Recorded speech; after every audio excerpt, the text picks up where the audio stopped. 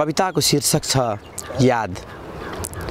जसरी तिमी हरेक रात मलाई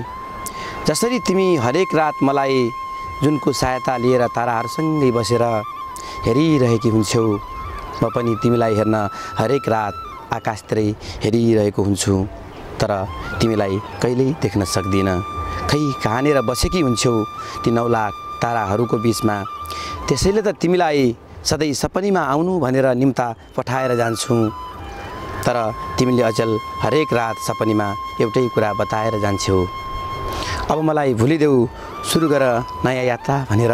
दोबाटोमा भेटिएर थकाइ मार्न चौतारीमा बसी फेरि दोबाटोमै छुट्टिनेहरूको त माया लागेर आउँछ भने तिमीसँग त जिन्दगीको एउटा लामो राजमार्ग नै यात्रा गरेको छु, कसरी भुल्न सक्छु तिमीलाई। धन्यवाद।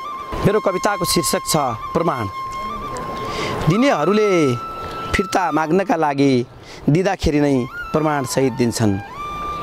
दिएको ऋण फिर्ता माग्नुपर्छ भनेर ऋण दिँदाखेरि नै प्रमाणको रूपमा 3 पुस्ते खुलाएर 4 पानाको फराम भराउँछ बैङ्कले।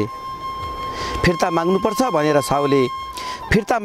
भनेर साउले ऋण दिँदा प्रमाणका लागि साँची राखेर दायाँ बायाँ ल्याप्चे लगाएर दायाँ बायाँ औँलाकै तम्सुक बनाउँछ।